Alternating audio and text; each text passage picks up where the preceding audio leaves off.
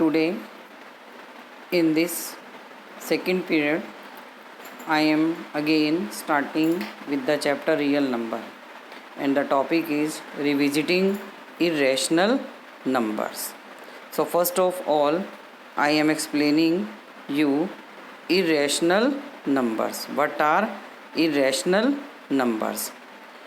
Any number which cannot be expressed in the form of p upon q, where p and q both are integers and q is not equal to 0, is called an irrational number. But this definition does not clear about the irrational.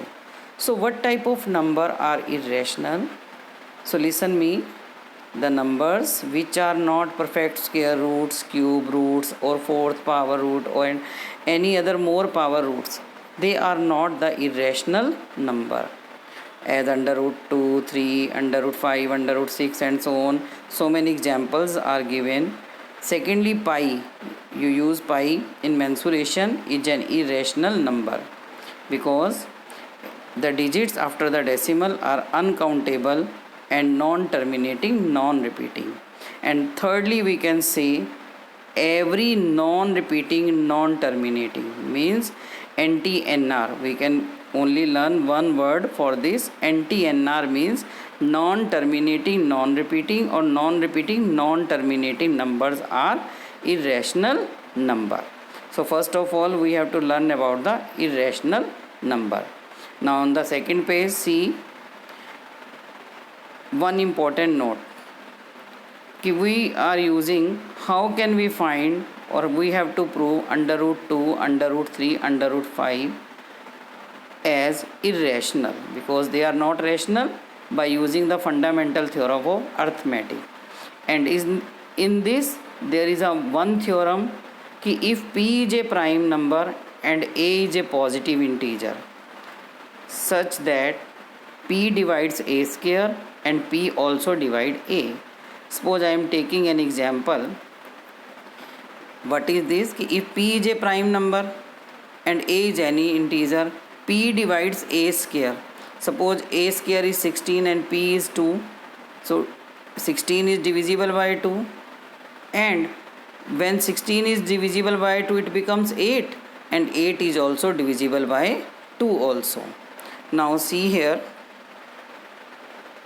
One thing I am again telling you about.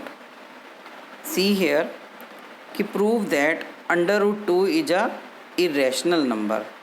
And listen me carefully. First of all, because it is not irrational, it is irrational. Contradictory, we will prove it. We take, if possible, let us suppose that under root 2 is a rational number.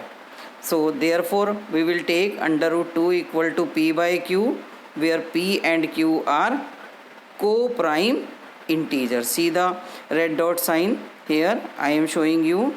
The next step is we have to squaring both sides, and then after the squaring we will get a result 2 equal to p square upon q square, and we will write here 2q square equal to p square by cross multiplying.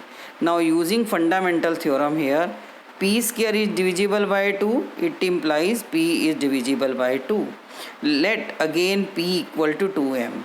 This is a theorem and we have to prove like this, and you have to learn it or you will revise it 2 or 3 times by writing p equal to 2m, where m is an integer. Again square it and you will get step 2q square equal to 2m square equal to 4m square, means 2m whole square, then q square equal to 2m square.